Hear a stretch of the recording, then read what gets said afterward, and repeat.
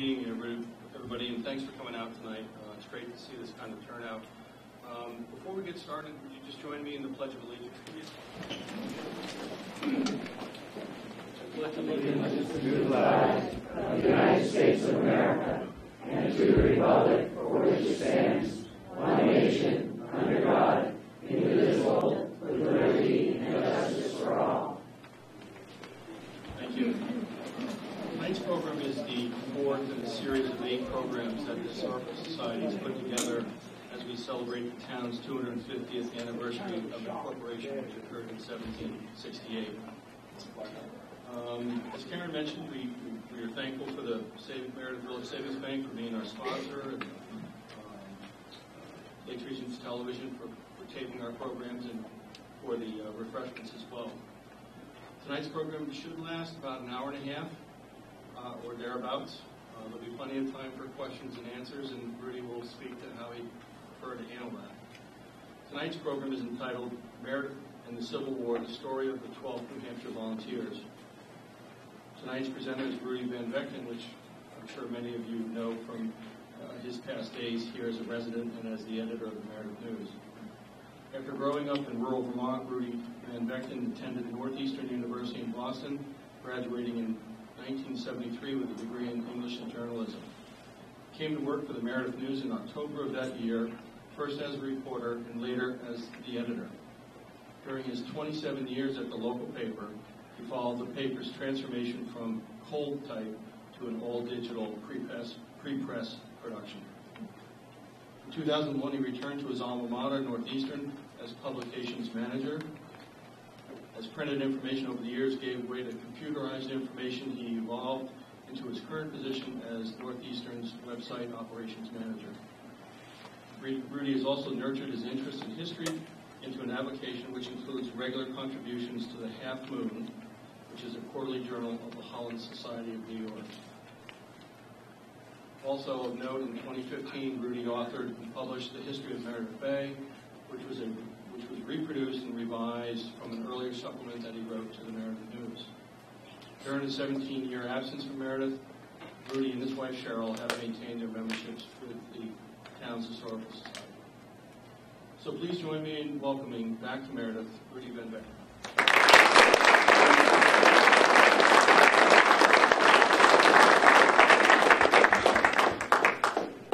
Thank you, everyone. Thank you, John.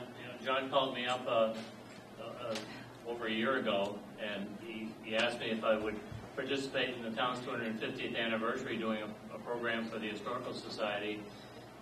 And I was kind of hesitant. I didn't really say no right away, but then he said it was going to be on the 12th New Hampshire Regiment. And John and I were very vocal about the 12th New Hampshire Regiment before I left town. And so he knew that I wouldn't be able to refuse this particular topic. And so he hooked me in.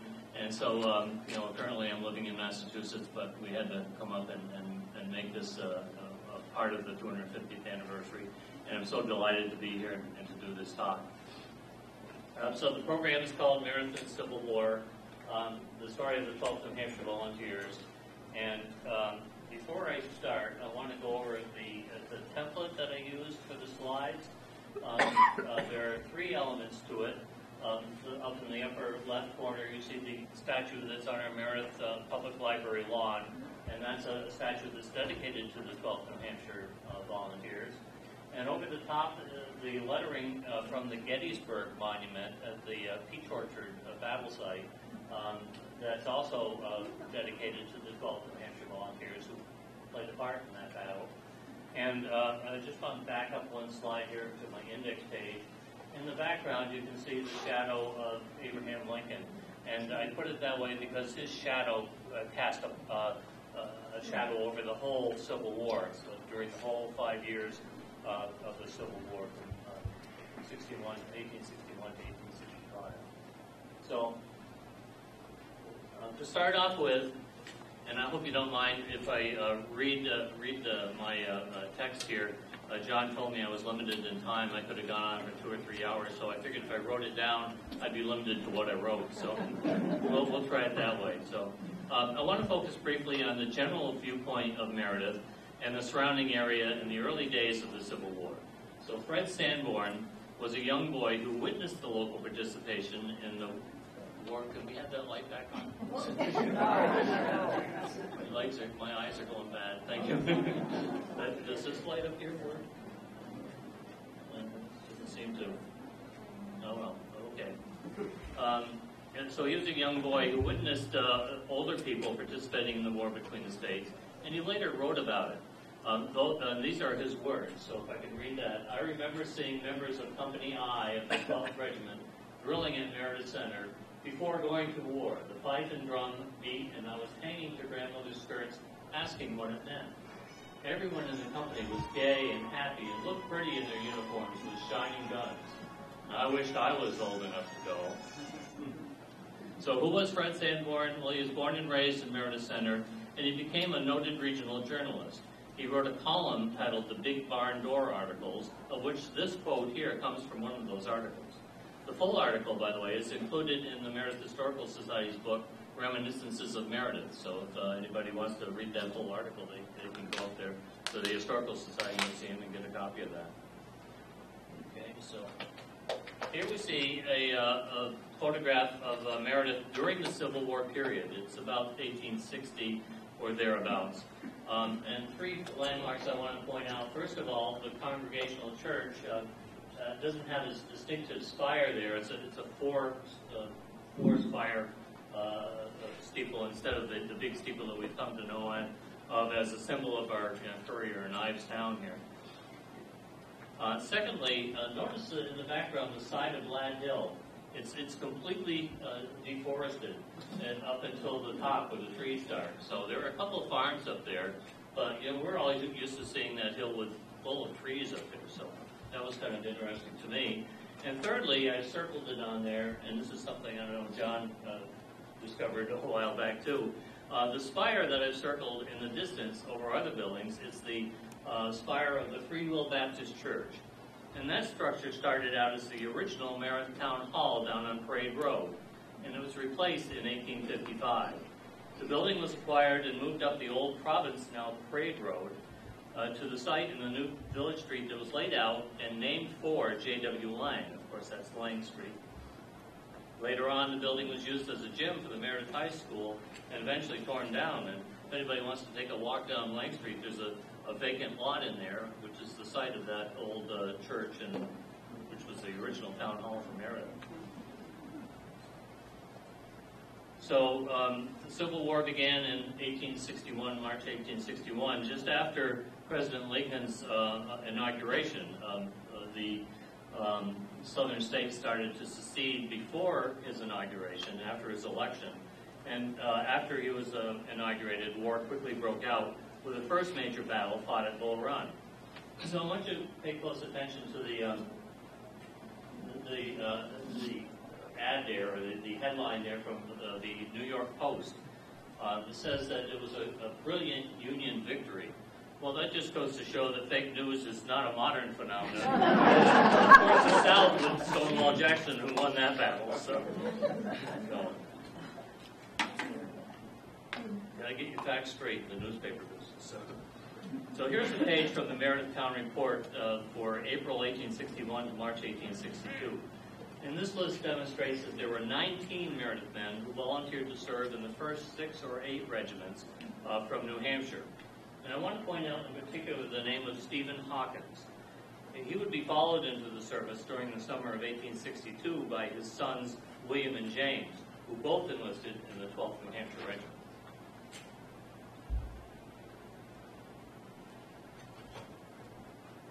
So patriotism and willingness to volunteer for service were contagious as the war entered its second year, as indicated by this measure that was approved by the special Meredith Town meeting.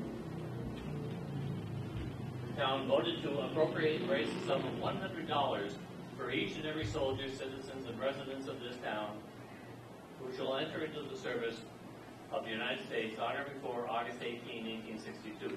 The same to be paid after the soldier is mustered into service, and not to exceed 101 men. The image here, I want to point out, we've seen that before. This is an enlargement of that previous picture of the Meredith in 1860. And one bill I didn't mention before is this one, over which we see that church spire.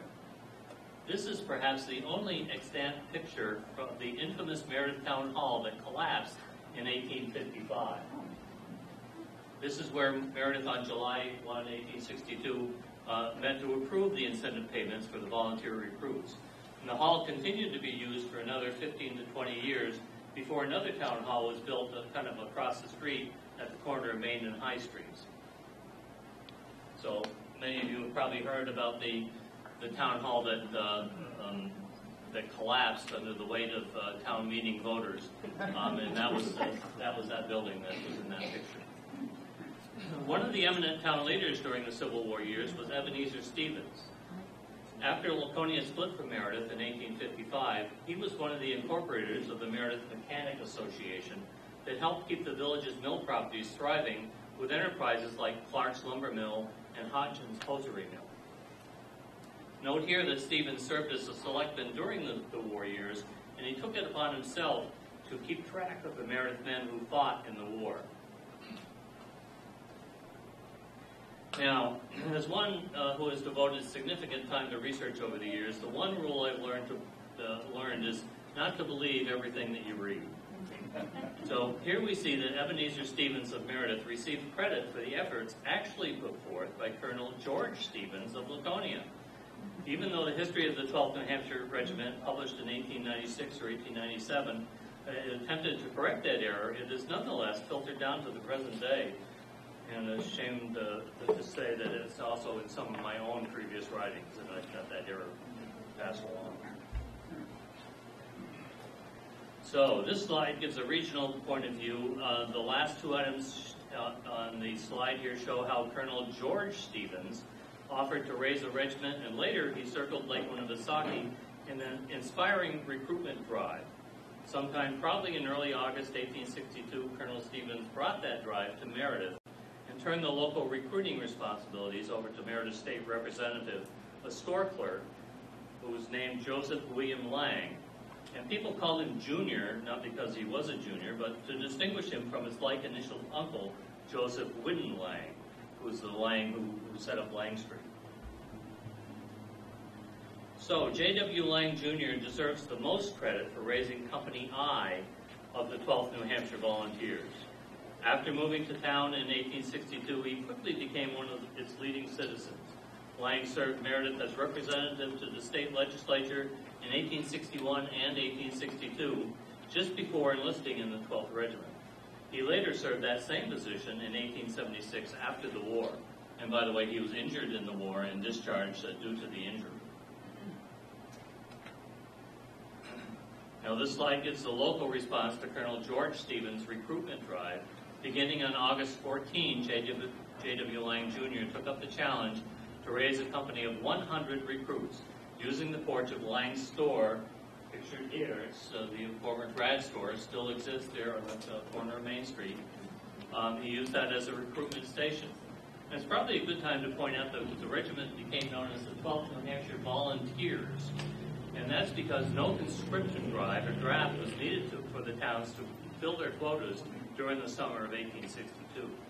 And that's something that would change a year later. So here is the makeup of all 10 companies that composed the regiment. So in a regiment you had 10 companies of 100 soldiers each, for 1,000 total.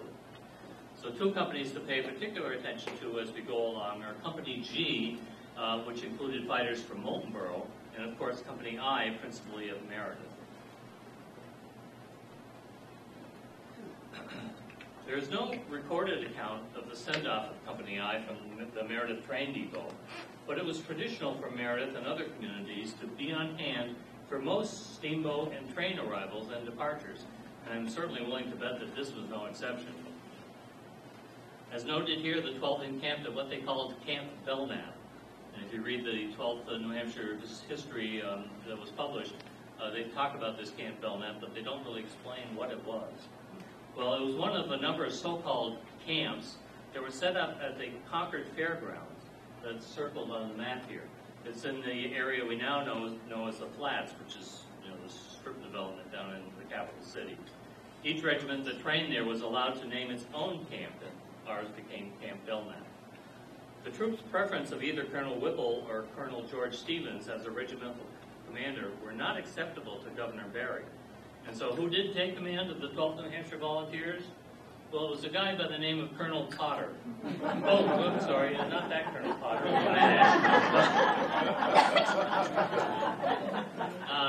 Actually, it was Colonel Joseph Potter. So Governor Barry had initially promised the recruits that they'd be able to choose their own officers, but then he vetoed their choices for the 2 top spots for political reasons. I don't know for sure, but I suspect that the soldiers' nominees, Colonel Whipple and Colonel Stevens, both had Democratic Party leanings. But Governor Barry was a Republican, so his selection of Colonel Potter caused considerable resentment among the rank and file. Eventually, however, especially after he got wounded in the Battle of Chancellorsville, he and the regiment warmed up to each other. They became pretty close. So one recruit from Meredith of special note is Edwin E. Beatty. He's the one, by the way, who eventually donated the statue in the library lawn. So here we have the generally accepted story about Beatty. He reportedly changed the spelling of his last name from Beatty, B-E-E-D-E, to B-E-D-E-E, in order to disguise his illegitimate parentage. So his biography in the regimental history says that he enlisted as a sergeant major rather than being selected to that rank following enlistment. So notice in the last bullet point here that his stay as regimental sergeant major only lasted a few months, as he was promoted to lieutenant in order to fill a spot in Company G for an officer who resigned. And that's one of the reasons why I wanted you to pay attention to Company G as well as to Meredith's Company I.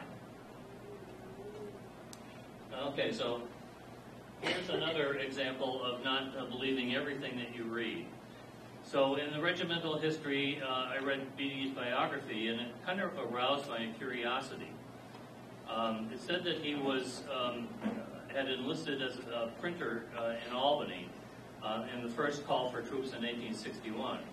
So, fool that I am, I went over to Albany and spent a day and a half poring over enlistment resident rolls at the New York State Library, and guess what? I didn't find his name anywhere. Well, later I found his testimony on the POW issue after the war, and I sensed again there was something fishy going on. His story as told under oath to this official government inquiry was at odds with the story he told to the regimental historian. Instead of enlisting as a non-commissioned officer with previous experience, as he told the regimental historian, he told Congress he enlisted as a private. So, which was it? Depends on who you're talking to. Now, the lure of adventure in distant parts of the country enticed many young men into the service who otherwise would rarely leave their home regions in their lifetimes. Company I had 3 youths, aged only 15 years old, including Albert Buziel, who's pictured here. Now, all 2 of the others are William Leach and Gilman Smith, and all 3 of them died during the war. So as they left Camp Belknap, the rugged appearance and stature of the 12th New Hampshire Volunteers led to their nickname as the Mountaineers. Someone thought they looked like rugged mountaineers, but in reality, none of them were. So on their way south, the recruits from the 12th New Hampshire were greeted by jubilant well-wishers in Nashua and Worcester, something probably resembling the picture here. They met with Governor Barry in New York as he was headed back to New Hampshire after meeting with President Lincoln in Washington. Once below the Mason-Dixon line, however, their reception turned hostile. In Baltimore, Darius Robinson of Meredith was killed by a stray bullet of unknown origin. Possibly, it was thought, from a disgruntled Southerner.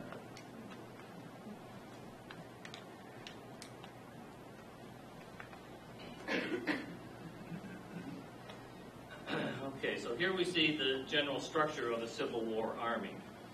And just to dispel the belief, there were more than one army in both the North and the South. The main army that we hear about in the North was the Army of the Potomac, and that's the army that the 12th New Hampshire started out in. So an army would contain 2 or more corps, and a corps would contain 2 or more divisions. And guess what? A division would contain 2 or more brigades. A brigade would contain a number of regiments to make up about maybe 2,500 or 3,000 soldiers.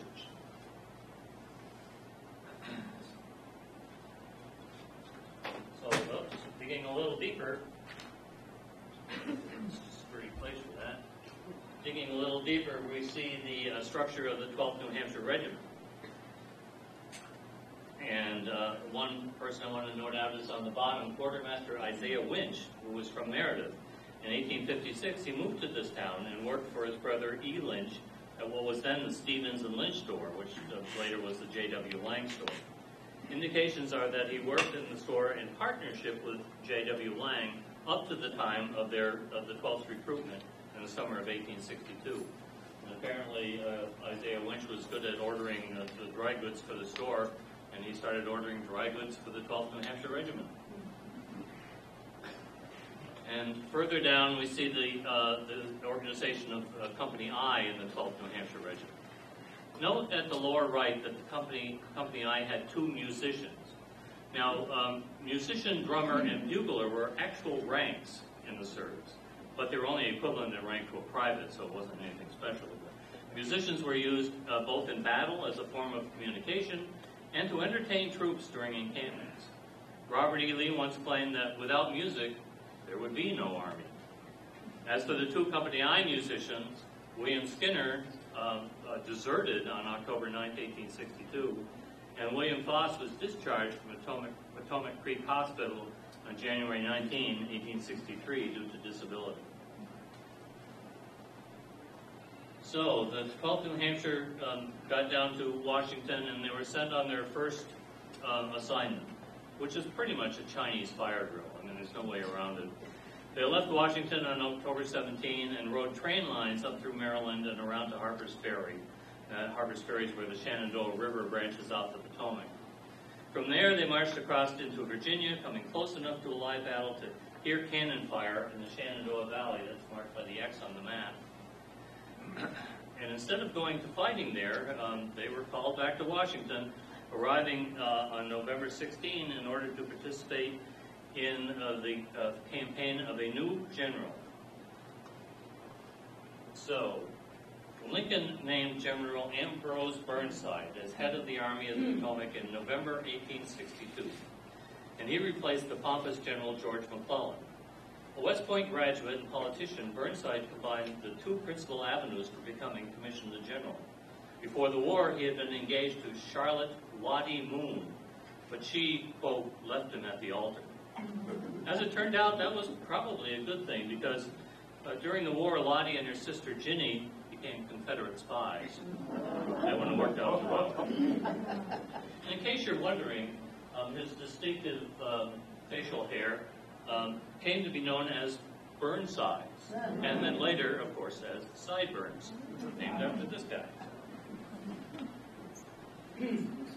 So Burnside marched his army from Washington down to Falmouth, Virginia, where they set up camp across the Rappahannock River from Fredericksburg. His goal was to take this strategic city that was located halfway between Washington and Richmond. General Emil Whipple's division was one of 3 divisions under General George Stoneman's 3rd Corps, which included the 12th New Hampshire. As a side note, after Fredericksburg, General George Stoneman, pictured here, was reassigned to the head of a cavalry unit. And a century later, I don't know if any of you heard the music I was playing beforehand, but one of the songs I was playing was the song by the band called The Night They Drove Old Dixie Down. Well, the first lines of that were, Virgil Kane is the name, and I worked on the Danville train till Stoneman's cavalry came and tore up the tracks again. So the 12th New Hampshire actually worked under General Stoneman for a short period of time.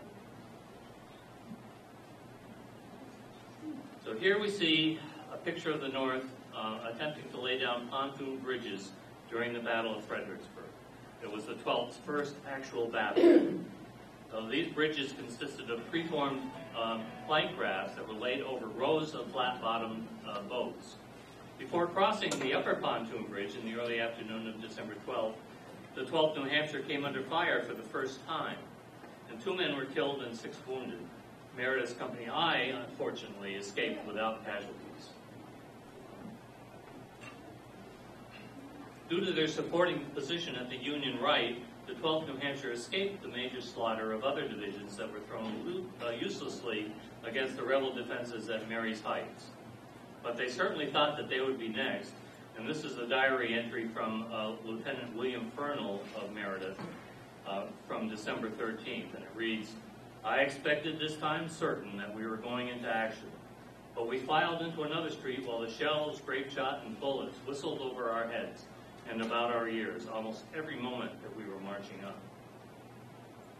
Well, the Union Army lost about 13,000 casualties, that means killed, wounded, or missing, during Fredericksburg.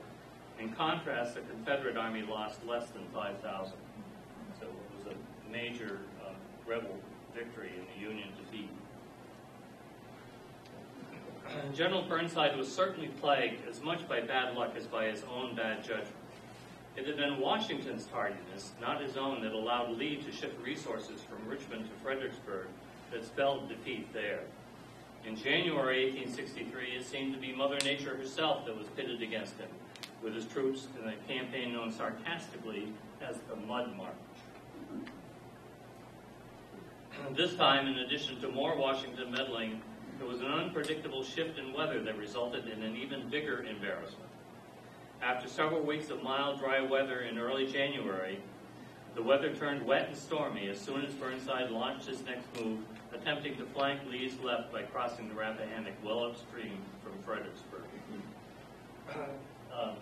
Their equipment got stuck in the mud so bad that the rebel soldiers that weren't all that far away yelled down to them, "Hey guys, can we help?" So with two successive failures by Burnside, Lincoln again had to change head generals. This time he turned to General Joseph Hooker.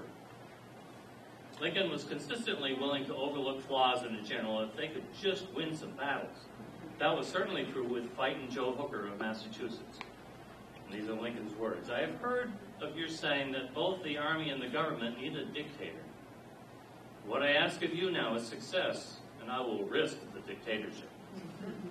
It is untrue, by the way, that the slang term hooker is derived from ladies of ill repute visiting General Hooker's Union camp.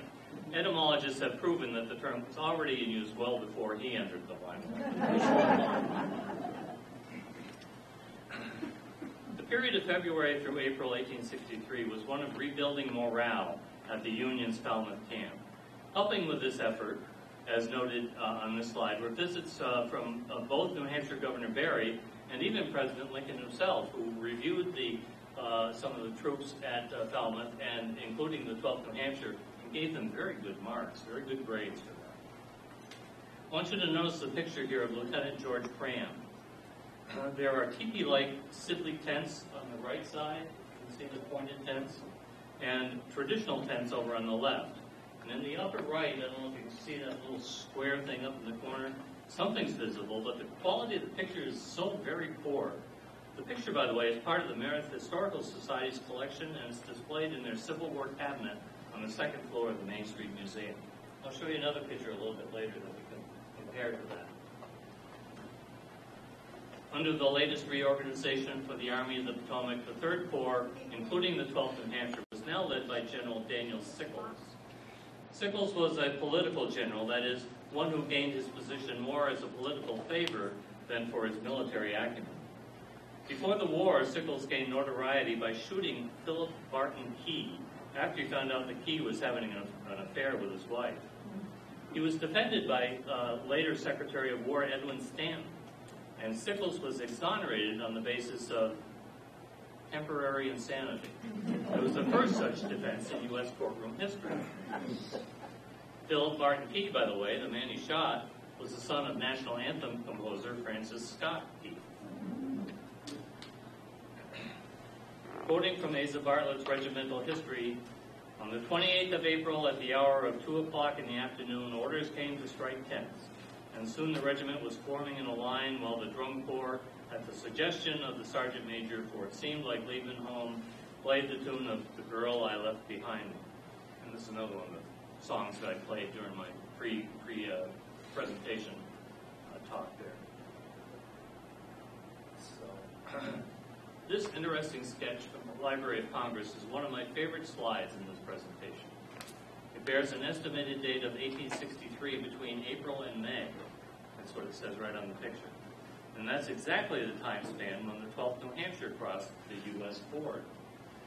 On April 30, Sickles Corp had marched up the Rappahannock, and on May 1st, they crossed over it at U.S. ford. So the time frame and the location are right. So could this actually be the 12th New Hampshire Regiment shown crossing in the sketch? Well, it's either them or one of the other regiments in Sickles Corps. Got to be one of them. May 3rd, 1863 was without doubt the worst day of the war for the 12th New Hampshire Volunteers. The red arrow here shows the beginning and the ending positions of the 12th's desperate fighting on May 3rd.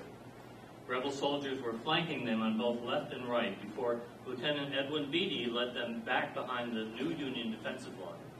And more information about this, the local importance of the Battle of Chancellorsville, is available on the Meredith Historical Society's website, which is mhsweb.org.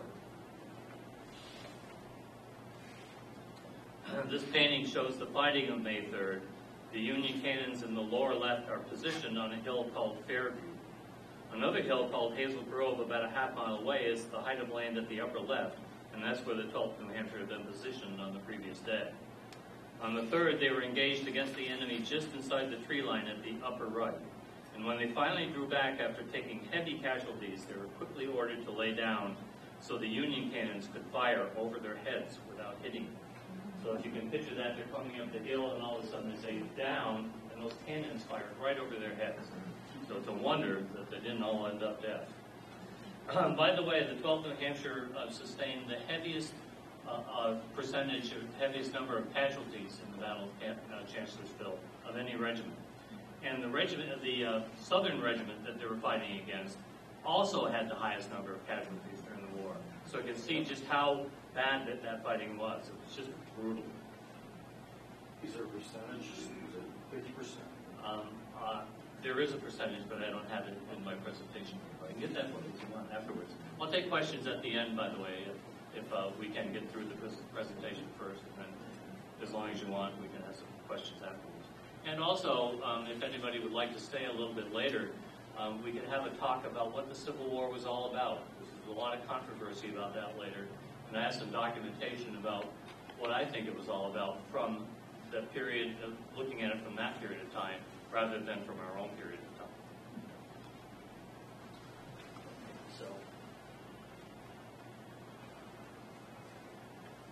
So Chancellorsville was a major Union defeat, and of course, Hooker to limp back to Falmouth. I don't know if I can see this book down here. Days of Ireland Road. Whoever will forget the first roll call in camp after its reoccupancy? When the names of those killed, wounded, and missing were called, there was only silence. Must have been something. Once again, his generals on the Eastern Front had disappointed Lincoln. What will the country say? The despairing president moaned up in Washington. What will the country say? The news was particularly hard-hitting up in Meredith when the list of casualties arrived. 7 hometown boys killed and another 11 wounded. Here's the list of those that were killed in the war. Among those killed were cousins Lieutenant George S. Cram and Private Walter Malone of Meredith. Back in the winter at Falmouth, the two had their pictures taken by the same photographer. Remember that previous picture I showed you?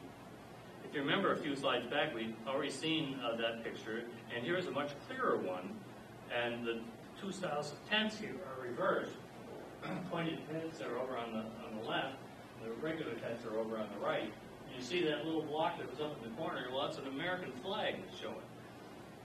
So what had happened was that in making the print of George Cram, the photographer had taken his glass negative and turned it around so that it came out fuzzy and everything was in reverse. And anybody who's worked in a darkroom, as I have, has probably made that same mistake themselves.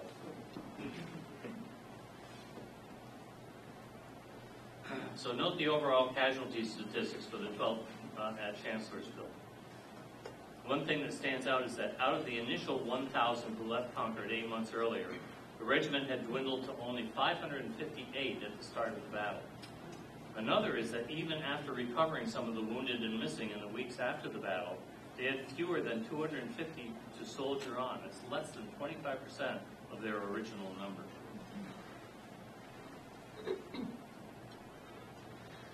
This slide just describes an episode following Chancellorsville that is included in a display at the Meredith Historical Society. And I want to point out that Captain Lang and Colonel Potter were both injured at Chancellorsville, and both were beneficiaries of a liberal parole policy that was in effect in the first years of the war. The expectation was that a parolee would not take up arms again until and unless someone of equal rank was paroled from the other side. But this system greatly changed later in 1864 when Ulysses Grant took over command of the Union forces. And we'll get into that a little bit later. So as the Army regrouped at Falmouth, Virginia, the 12th was reassigned to the 2nd Division of Sickles' 3rd Corps under Brigadier General Andrew Humphreys. The 12th's new brigade commander was Brigadier General Joseph Carr. And with their top three officers all wounded at Chancellorsville, the regiment was now commanded by Captain John F. Langley, originally the leader of Company F. Both Lieutenant Edwin Beatty and Lieutenant Fernald of Meredith received promotions to captain following Chancellorsville. But as Beatty was wounded, he spent the next couple of months recovering in Union hospitals.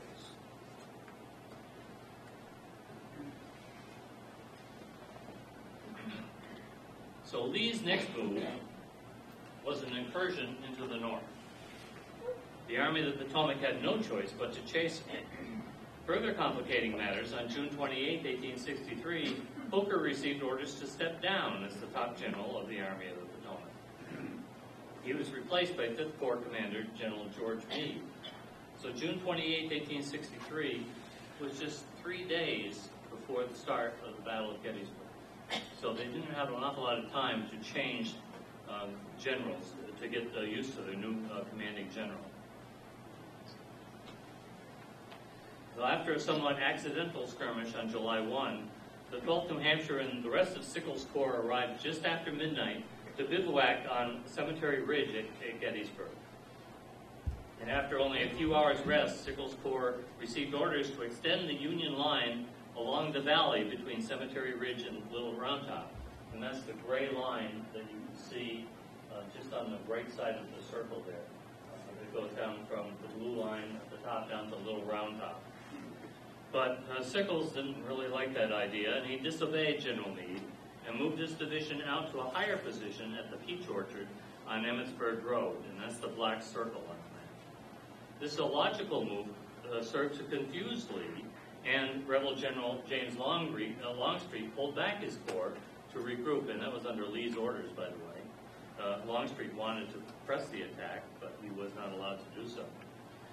Battle analysts conclude that Sickles' strategic mistake actually contributed to the Union victory. The reserves were able to hold Little Round Top, and the Union fishhook line for the day, that fishhook is that curved line that goes up and over, and that fishhook line held for the day. Sickles, however, paid a heavy price for his rations. He was hit on the right leg by a cannonball, requiring amputation. He did survive.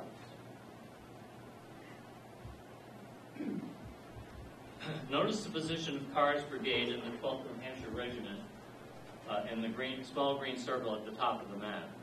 From this point, the regiment was moved to the center of the fighting when General Birney, who took over for Sickles, he issued a command to reverse fronts, which means that those on the right had to switch, and those on the left, they had to switch areas, switch sides. And so what happened was the 12th New Hampshire ended up here at a place called the Angle at the Peach Orchard. So now we see how reversing the maneuver put the New Hampshire right in the center of the onslaught. Similar to E.E. Beatty's role at Chancellorsville, this time it was William Fernald, Captain Fernald, of Meredith, who took charge in leading the 12th, first in a final stand to hold off the rebels, and then in an orderly retreat behind the Union line. And note the quote there at the bottom from Batchelder at the bottom. He was an independent historian with no attachment to the 12th New Hampshire. And as such, we can give great credence to his statement. In the very center of this terrible conflict stood the 12th New Hampshire Regiment, while thick and fast fell its brave and gallant members. These battles were brutal, almost every one of them. In an earlier slide, I pointed out the name of Stephen Hawkins, who enlisted in the war early on. And he was followed in the summer of 1862 by his two sons, William and James, who enlisted in the 12th. Well, all three died during the war, the father and the two sons. Stephen died of exposure and disease at Camp Kearney near New Orleans in November 1862. Son William died from wounds received at Chancellorsville on May 3rd, 1863, and his brother James was shot July 2nd at Gettysburg and died the next day. So 3 gravestones, side by side, mark their final resting place at Meredith Village Cemetery. It might be difficult to see the statistics here on the Gettysburg Monument, but recall that the 12th fielded only 558 at Chancellorsville, and of them only 224 remained at the start of the Gettysburg Battle. From July 1 to 3, they lost another 26 dead and 73 wounded, leaving little more than 100 left, and we're down to 10% of the regiment. Other than James Hawkins, however, there were apparently no other Meredith men that were killed at Gettysburg. As for the monument, we'll take a closer look at that a little bit later. Thomas Barker, pictured lower right, was named the 12th commanding officer following Gettysburg. In the earliest days of the Civil War, Barker enlisted in the 2nd New Hampshire Regiment, and he was captured during the First Battle of Bull Run and held as a POW for a total of 10 months. He was eventually paroled and returned to Concord in May 1862 and soon became involved in the formation of the 12th New Hampshire. He recruited over 80 of the men who formed Company B and was chosen as their captain. Wounded at Chancellorsville, he returned to the front on July 4th, the day after Gettysburg, and was promoted to regimental commander. Captain E.E. Beatty also returned to active duty on July 4th and also missed the Battle of Gettysburg, so I guess they were two of the lucky ones. Now, the map here depicts Lee's escape route and Meade's belated pursuit. Lincoln was awful furious at Meade for not chasing Lee a little sooner, and Lee was able to get away, which caused the war to go on for another couple of years. But more to our interest is what happened to our boys from New Hampshire. With their ranks severely depleted, the 2nd, 5th, and 12th New Hampshire regiments were due for some relief. The 5th New Hampshire in particular rivaled the 12th for the most losses during the two big 1863 battles. Their new assignment was Point Lookout, Maryland, at the mouth of the Potomac River on Chesapeake Bay. So here's a map from that time, and some things to point out are 1, Chesapeake Bay, 2, the Potomac River that branches off it and creates that peninsula-like area. The Potomac runs up to Washington, D.C., and runs past Mount Vernon of President Washington's homestead. And 5 is Potomac Creek Hospital, where wounded Union soldiers from Fredericksburg and Chancellorsville were treated, and where many died from their injuries. And finally, 6, that little piece down there at the bottom is Point Lookout, where another Union hospital facility was now expanding into a POW camp. Another area at Point Lookout was known as Camp Contraband, and that's where escaped and liberated slaves quickly found acceptance in the Union Army ranks. Among other duties, these new colored Union recruits were employed as guards over the rebel prisoners. And as you might suspect, the Southerners found that greatly insulting. Back up in Meredith, a lot had changed between the summer of 1862 and the summer of 1863, when Lincoln issued calls for yet more troops. So please note the question at the bottom of the slide. Why was the 12th composed of all volunteers in 1862, but a year later, almost all of Meredith's quota were draftees or substitutes? On the list of drafted Meredith men here are 2 that I have highlighted that are of particular interest to Meredith history. Brothers Benjamin and John Smith, Jr. were both raised in Meredith in the years before the war. Both escaped service during the war by paying $300 to furnish a substitute. John Jr. served as a selectman during some of the war years, and his brother Benjamin moved to Beverly, Mass., where he became a traveling hosiery salesman, and later on, of course, donated the Meredith Public Library. So to answer the question there in that final bullet point, the change in attitude between 1862 and 1863 resulted from Lincoln's Emancipation Proclamation. It took effect on January 1, 1863, and it changed the war's emphasis from saving the Union to freeing the slaves. And the people in the North, a lot of them did not like that.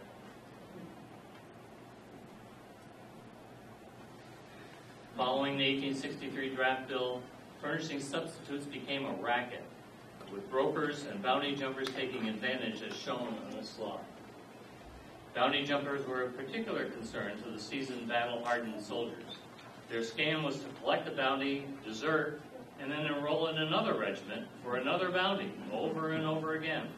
It was a risky gambit because if they were caught, they were killed. The penalty was firing squad.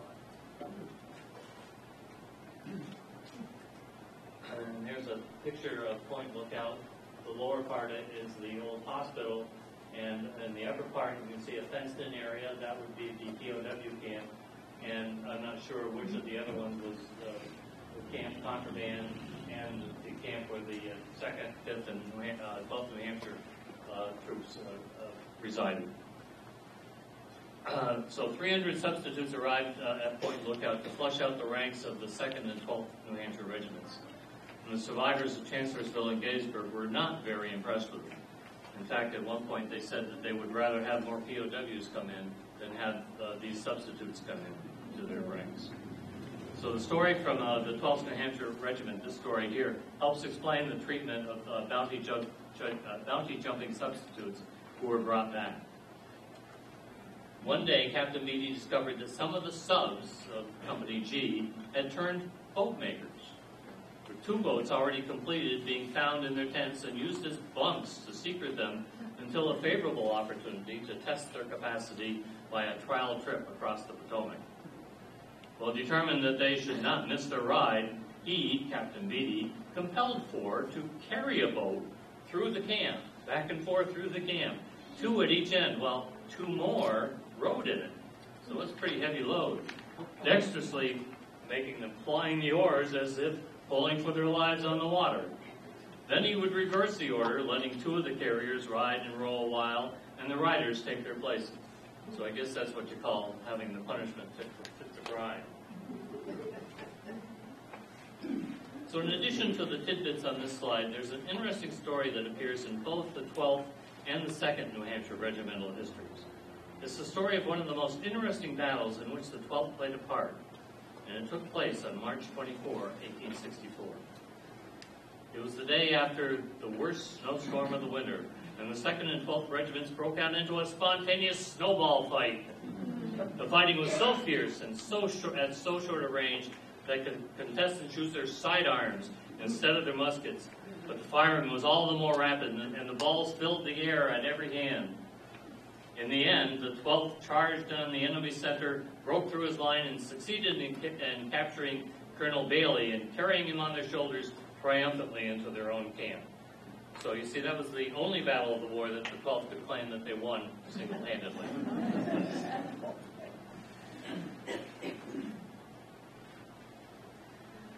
In selecting Ulysses Grant as his new top general in 1864, Lincoln finally found someone with a sound strategy. Grant realized that by attacking several geographic fronts at the same time, Lee would be unable to shuttle troops, shuttle his dwindling supply of troops between the armies. The 12th's role in this strategy would be as part of a new army that was going to be led by General Benjamin Butler. It was called the Army of the James. The James being the James River that flows up out of Chesapeake Bay. Benjamin Butler, like Daniel Sickles, was another political general, and although Grant disliked him, 1864 was Lincoln's re-election year. And with dismal prospects of winning a second term, Lincoln needed all the political friends that he could find. Benjamin Butler was therefore awarded command of the new Army of the James, consisting of 2 corps, the 10th and the 18th, and each of them consisting of some 15,000 men. The latter included the 12th New Hampshire Regiment and was commanded by General William F. Baldy Smith. And Baldy Smith, by the way, had a full head of hair, and I don't know how he got away with getting that nickname. Some people get all the luck. After a 9-month hiatus at Point Lookout, the 12th New Hampshire headed back to the war front, landing at a junction of the James and Appomattox Rivers, a place known as Bermuda Hundred. And one early resident of Bermuda Hundred was John Rolfe, who you might remember in 1614 married the Indian princess Pocahontas there. So based at Bermuda Hundred, Butler and his army of the James made 2 unsuccessful attempts at taking Petersburg. The Battle of Bermuda Hundred was on May 7th to 8th, and the Battle of Swift Creek on May 9th.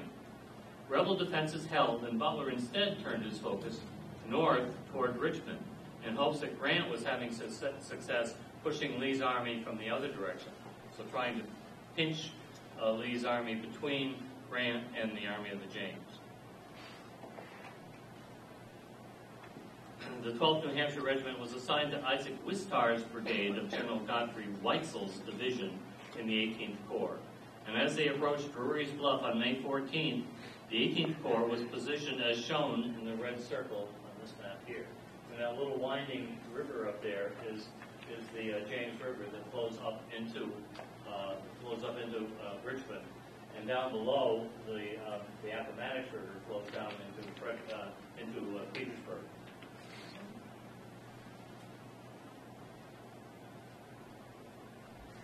As you can see from the 2 bolded bullet points near the bottom of this slide, the 12th played an important role in the Drury's Bluff battle.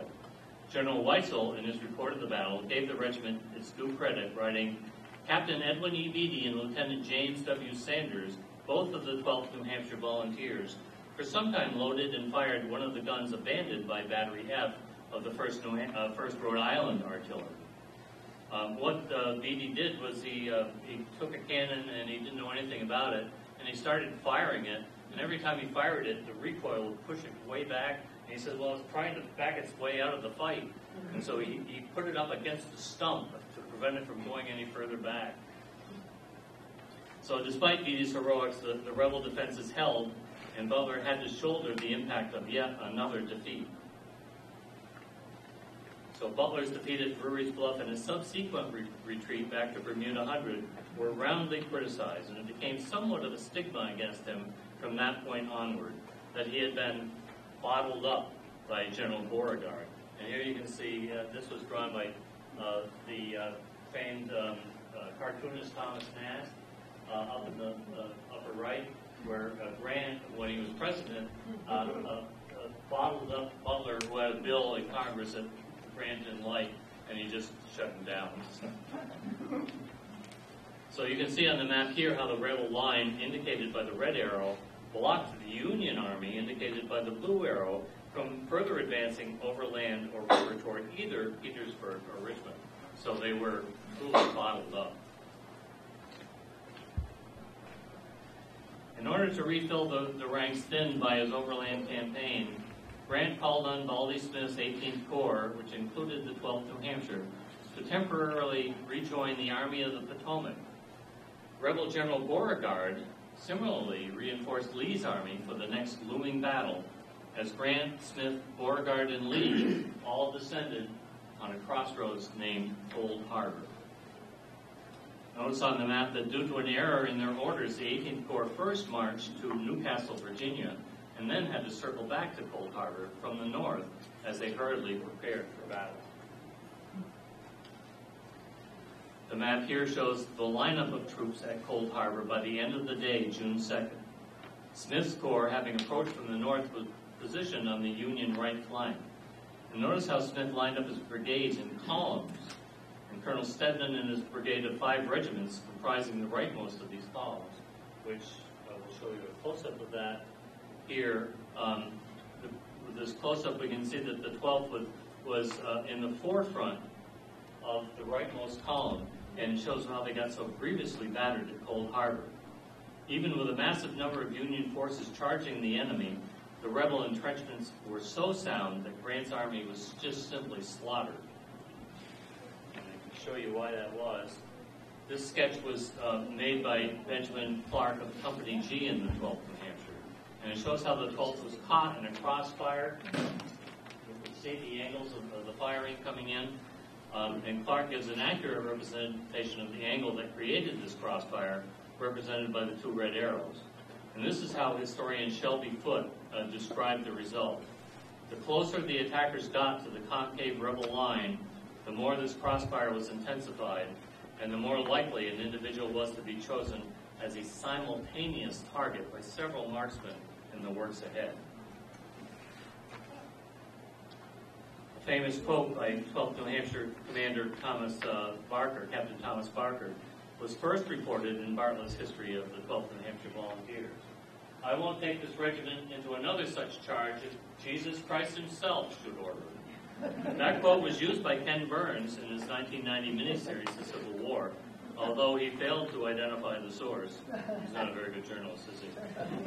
It was used also in a History Channel documentary on Cold Harbor, but again, without attribution. So 3 men from Meredith were killed at Cold Harbor: Lieutenant William Ham, Corporal John Dolliff, and 18-year-old William O'Brien. Oddly, there are 2 memorial stones honoring John Dolliff, both pictured here. The one at the top is located at the Meredith Neck Cemetery, where his widow, Harriet Bryant Dolliff, is also buried. And the memorial pictured at the bottom is located in Concord's Blossom Hill Cemetery and gives a pretty grim picture. It reads, J.S.S. Dolliff, Company I, 12th Regiment, New Hampshire Volunteers, born October 24, 1834, lost at the Battle of Cold Harbor, June 3, 1864. The angels will find him. In other words, his remains were never recovered and returned for burial. I was unable to find out why John Dolliff has his second marker in Concord, but it's interesting to note that this cemetery also has a marker in memory of another lost individual, Concord astronaut Krista McCullough. Grant's overland campaign had proven very deadly to Union forces, largely because Robert E. Lee was able to anticipate where Grant would advance next. Lee's intuition failed him after Cold Harbor, however, when Grant sent some divisions along with Phil Sheridan's cavalry up toward the Shenandoah Valley. Lee took the bait and divided his army to follow him.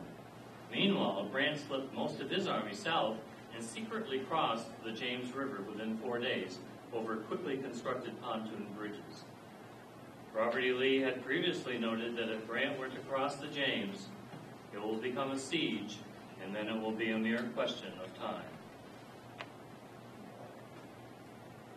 Baldy Smith's tattered 18th Corps returned to Bermuda Hundred by water, while the Army of the Potomac marched over land. General Smith converged his corps around the now weakly defended Petersburg by the middle of June. The red arrows here show the position of Smith as they penetrated the first line of rebel defenses. But as with Butler's earlier attempt, this one failed due to delays in pressing the attack, this time on the part of General Smith. The 12th incurred some casualties in the battle, and two were wounded in the belated assault on June 16, and one was mortally wounded during the final assault on June 19. Grant had said that if Smith had pressed that battle, the war probably would have ended a lot quicker. So that brings us to the siege of Petersburg. This prolonged siege, actually encompassing both Richmond and Petersburg, marks the generally accepted adoption of trench warfare. As the siege began, Baldy Smith's corps, including the 12th New Hampshire, was positioned on the Union right, as in the circle. So notice here the bold bullet point regarding an assault on June 30, 1864, in which the 12th New Hampshire participated. Following this failed assault, the entrenched rebels launched a barrage of cannon fire on the Union position. 12th Regiment drummer Thomas Dalton from Company D was playing cards in the trenches when he took a direct hit from a Confederate cannonball.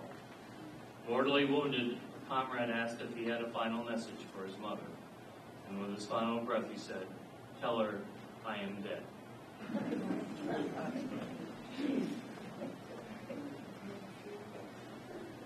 Baldy Smith was relieved of duty following his delay in attacking Petersburg, and also partly due to his penchant for insubordination. So what did the rank and file think of another high-level change? Well, Asa Bartlett's diary entry for July 19th reads, General Baldy Smith has been relieved from command and sent home to New York. That's the way the generals go, but the boys are left to fight on. Smith's replacement was General Edward Ord, pictured at the lower left, and he was a favorite of General Grant's from the Western Theater. Grant brought him back over to the east in Virginia. The return of Colonel Joseph Potter to the war front in September, following his Chancellorsville injury, was well received by the 12th. No more resentment against him at this point. Potter was now in command of a large brigade that for a time included the 12th New Hampshire Regiment. Now, I mentioned earlier that Colonel Potter was impressed by the attention to duty of then Sergeant Edwin Beatty during his first months of the regiment's existence. Now, since Potter needed a staff for his new brigade, he selected Captain Beatty as an aide-de-camp, and Beatty remained in that post throughout the remainder of the war, excepting for a few months' absence that we'll cover shortly. Grant's high-level shifting of corps and major generals was repeated at the lower division and brigade levels. As such, the 12th found itself frequently reassigned. Now, there are two explanations, I suppose. Either nobody wanted them, or, as seems more likely, everybody wanted them. Colonel Potter especially wanted the 12th back with his provisional brigade. General Weitzel of the 18th Corps wrote to Butler, "I think I'd better send the 12th New Hampshire, Potter's old regiment, over to him at once. That place on the Bermuda front is weak, and this regiment would give Potter much confidence." And Butler agreed to that right away. He said, "Send them over to Potter at once."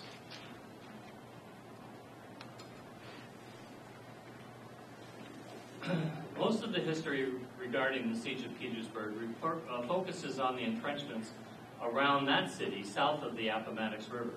But that doesn't tell the whole story.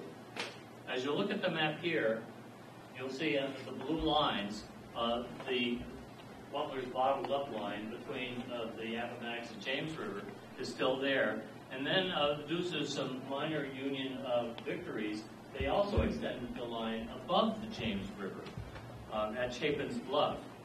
This had the effect of stretching Lee's dwindling supply of troops further and further out and getting them narrower and narrower. During November of 1864, the 12th New Hampshire patrolled a segment of the Bermuda 100 front, marked approximately by the green arrow here, that little bulge in there that they called the cap on the bottle. One of the more noteworthy stories of the 12th New Hampshire involves the capture of the regiment's picket line on November 17, 1864. And quoting again from regimental historian Bartlett, "When Captain Beatty left headquarters for the picket line, he said, in reply to some mark of caution made to him, 'Well, I'll look out for myself, never fear, and I'll soon let you know what's up and where the 12th is, unless I have to go to Richmond or hell to find out.' Well, after his exchange and return to the regiment 3 months later, he was asked which place he had been to. 'Both,' he said." Captain Beatty, as you see, was among those who was captured and led out to the hell of Libby Prison in Richmond. So this slide depicts the conditions that Union soldiers dealt with at Libby Prison. And the prisoner exchange policy that had been in place when the 12th was stationed at Point Lookout and earlier had now been suspended. On one hand, Grant objected to restocking Lee's army with paroled fighters, because as they got thinner and thinner, he didn't want to restock those lines with other soldiers. On the other hand, Confederate President Jefferson Davis objected to exchanging the captured black Union soldiers. He thought that they were property and that they should stay and not be traded back. So the South eventually agreed to a prisoner exchange that returned Beatty and others to the regiments in February of 1865. A couple of years after the Civil War, Congress held hearings on the prisoner of war issue, what we would now call a war crimes trial. Major Beatty was among the witnesses deposed at the hearing, and featured here is a portion of his testimony. "My rations consisted of a square chunk of cornbread for 24 hours, so he got that once a day. And down below we see there were perhaps 20 blankets there for the use of 50 to 100 men. And you have to remember, this was the months of December, January, and February. pretty cold. The place was filthy and lousy. It would take a man half of his time to keep the vermin off of it. It was pretty tough conditions. During the early winter of 1865, the 24th and 25th Corps had been created out of the old 10th and 18th Corps. The 12th New Hampshire was now part of the 25th Corps, and again under the command of General Godfrey Weitzel. They were assigned to the trenches along the outskirts of Richmond, north of the James River. They were about 7 miles outside of Richmond. And as you can see circled on this map, Butler's replacement, General Edward Ord, was involved in the final pursuit of Lee's army along the Appomattox River. But not the entire army of the James was with him. He took 2 divisions of the 24th Corps, plus 1 division of the 25th Corps to the far Union left, as he put it, to fight or chase Lee.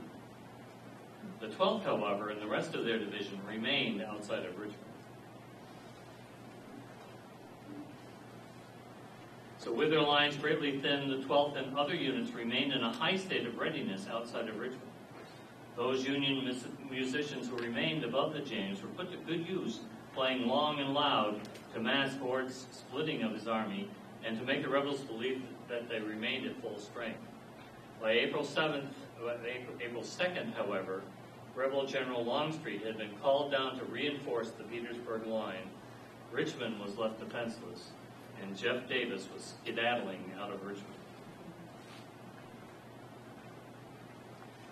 There were competing claims in the years following the war about who was first to enter the fallen city of Richmond. Among the claimants were a couple of men from the 12th New Hampshire. And to quote from the regimental history, Captain Sargent and Lieutenant Bohonen were the officers in charge of the picket detail from the 12th, and the latter was the first man to mount the enemy's works. But scarcely sooner than Newell Davidson of Company G and others who were by his side, or but just behind him.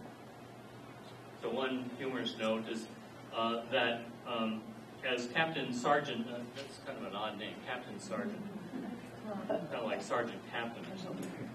Instead of 3 cheers when they passed Jefferson Davis's house, Captain Sargent halted his command and ordered 3 groans for the arch traitor.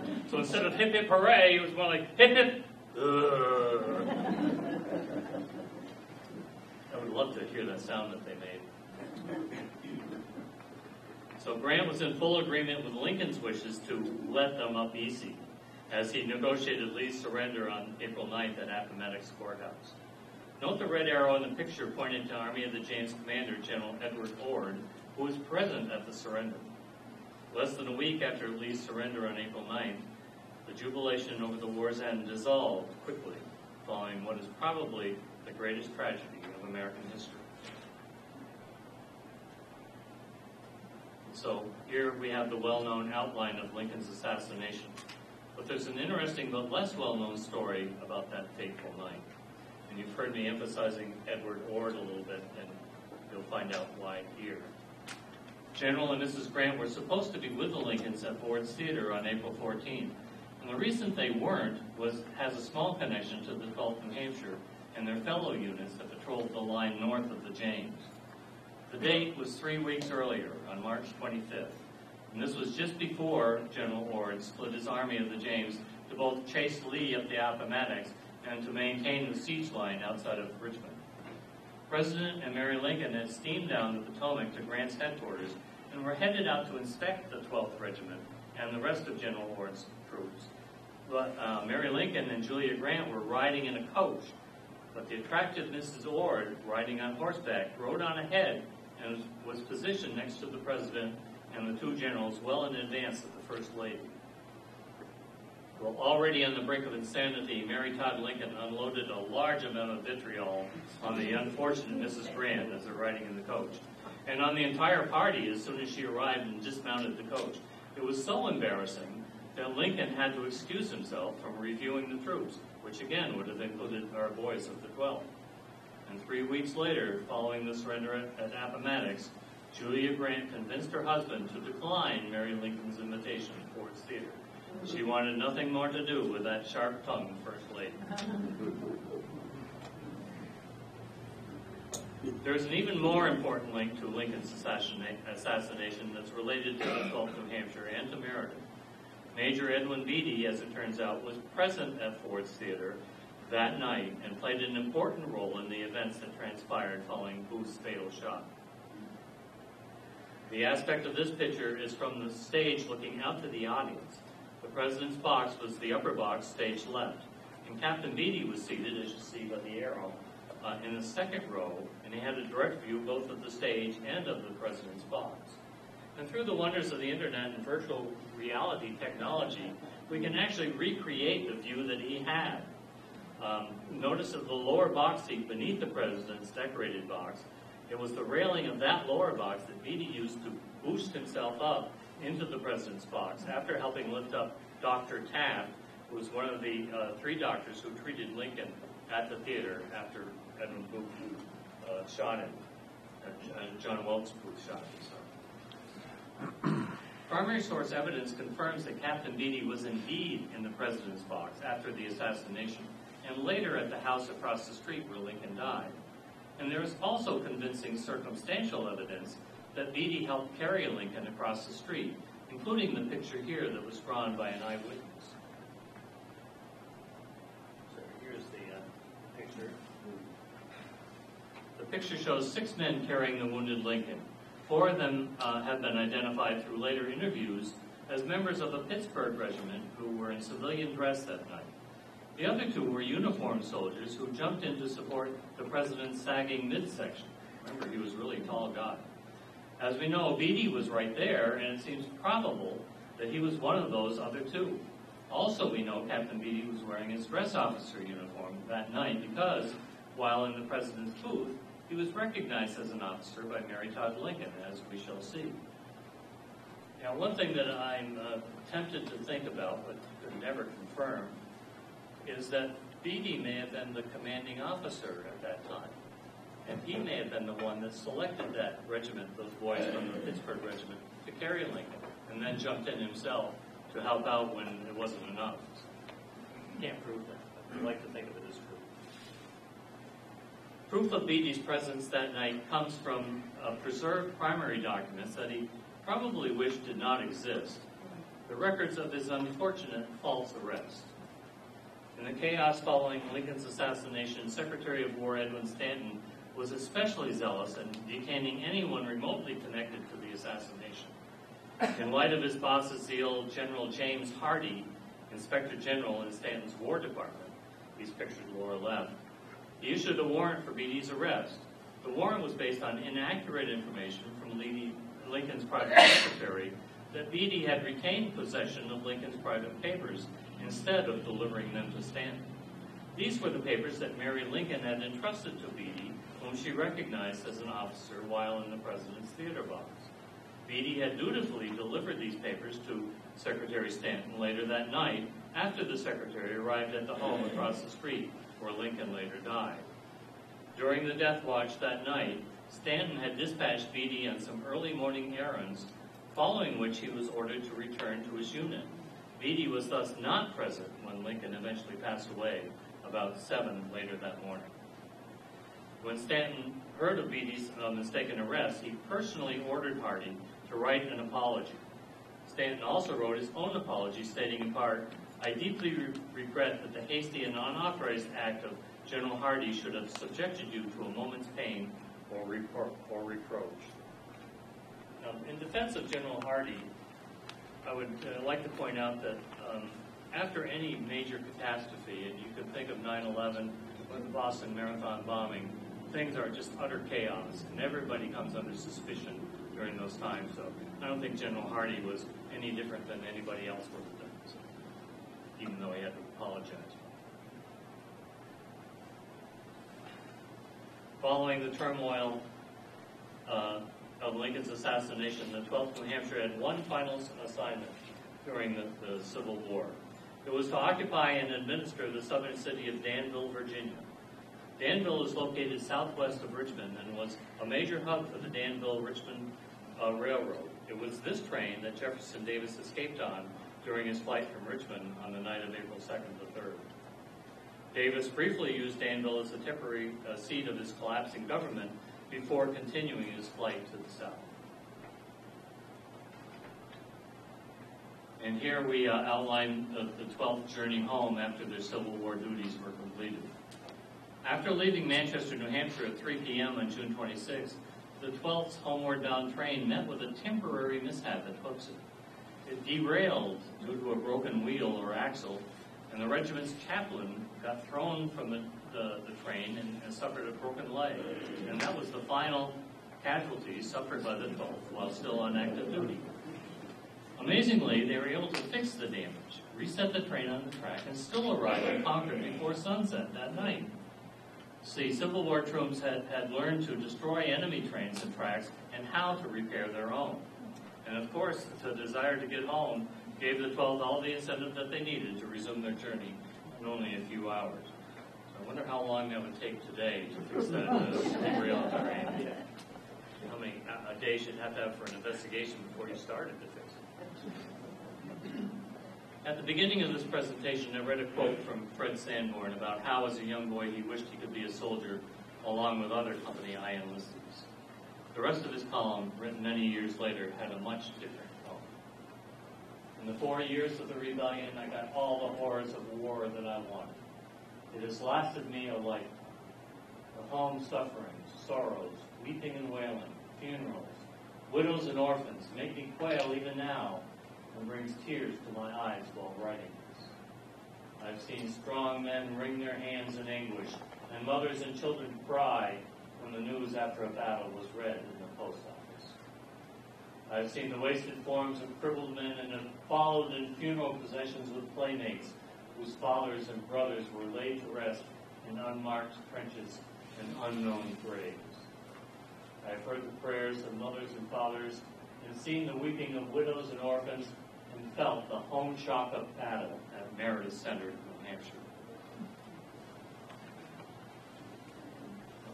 Overall, more soldiers died of disease during the Civil War than by bullets, by about a 2-to-1 ratio.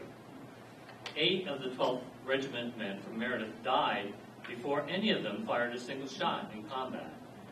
However, largely because of their frontline duty at Chancellorsville, Gettysburg, and Cold Harbor, Company I and the 12th reversed that trend. 13 of the 24 deaths from Company I, or about 54%, were killed or mortally wounded in action. And of the 86 Company I enlistees from Meredith, 24 or 28% did not come home, far surpassing the Union Army average of about 17%. Pretty grim statistics. As we've seen with more modern era wars, Vietnam and Gulf Wars in particular, returning veterans tend to bind together, in large part because they have shared experiences that are difficult for the non-veteran society in general to understand. And this was the case with the surviving Meredith members of the 12th New Hampshire Company I, as outlined on this slide. It's important to keep the various veterans groups separate. The GAR, or the Grand Army of the Republic, was a national organization with local chapters similar to today's American Legion, or VFW. And in Meredith, we had the George F. Graham chapter, which is named after the first Meredith veteran who got killed in battle. It was George Graham. He's the one we saw a picture of earlier. The New Hampshire Veterans Association is a statewide, or was it, and still is a statewide organization, and they're the ones who focus their annual reunions down at Weirs Beach. The 12th New Hampshire Regiment Association was a loosely banded group from the local Lakes Region area. Now, the image here is of a ribbon from the 24th annual reunion of the local 12th New Hampshire Volunteers. It was held on September 29, 1889 in Meredith on the anniversary of their muster-in day. Now, the picture here is from the dedication of the 12th New Hampshire's memorial erected near the peach orchard at Gettysburg. The inscription on the monument reads, "This regiment was raised in 4 days, served nearly 3 years in the armies of the Potomac and the James, and lost and killed and wounded over 50% of those engaged at Chancellorsville and Cold Harbor and of its original number in the service. It marched to this field on the night of the 1st, that is, July 1st, 1863. It fought here on the 2nd and supported the center against Pickett's charge on the 3rd. Pickett's charge, by the way, took place 155 years ago today And the 12th New Hampshire really didn't play much of a role in that. They were kind of behind the lines, and they would have gone in as reserve, but they never got called. So as I scan over the faces of the attendees here, I think I recognize the face of an older and more portly Major VanVeghten, as indicated by the yellow arrow. Our own Civil War statue on the library lawn, as noted here, was a gift from Major VanVeghten in 1902. In addition to giving the statue, VanVeghten also made some other significant donations to the town. When he died in 1908, he bequeathed 10,000 donations, each to the Meredith Congregational, Baptist, and Free Will Baptist churches, and another $10,000 trust fund for maintenance of the library. Now, in today's dollars, each of those would be about $260,000, or over $1 million in all. So I'd like to read a couple of the comments given by Major VanVeghten during the statue's dedication. Not a battlefield marked by conspicuous bravery in which we have not buried some of our valiant comrades. And now, if this memorial shall serve to keep alive the memory of our fallen brave, and to teach a lesson of patriotism to succeeding generations, it will have accomplished its purpose. Now, in your name, comrades of the 12th New Hampshire Regiment, and for you, I present this monument to the town of Meredith. And I request of you, Selectmen of Meredith, and your successors, to preserve and properly care for it as long as time shall last. Well, I think they've probably done a pretty good job. It's still standing. It still looks pretty good. In conclusion, I'd like to ask everyone to consider the depth of patriotism among the 12th New Hampshire Volunteers and their willingness to drop everything in July and August of 1862 in order to answer Lincoln's call for troops. It was probably galling to the survivors as year after year they heard the cause of the Civil War evaporate into a schoolchild's ready answer that the war was fought to free the slaves. So in 1902, when VanVeghten dictated the words for his statue, he had a different message, more in line with how the regiment felt, as seen on my final slide. In honor of the 12th New Hampshire Regiment volunteers who fought in the War of 1861 to 1865 for the preservation of the Union. So thank you, everybody.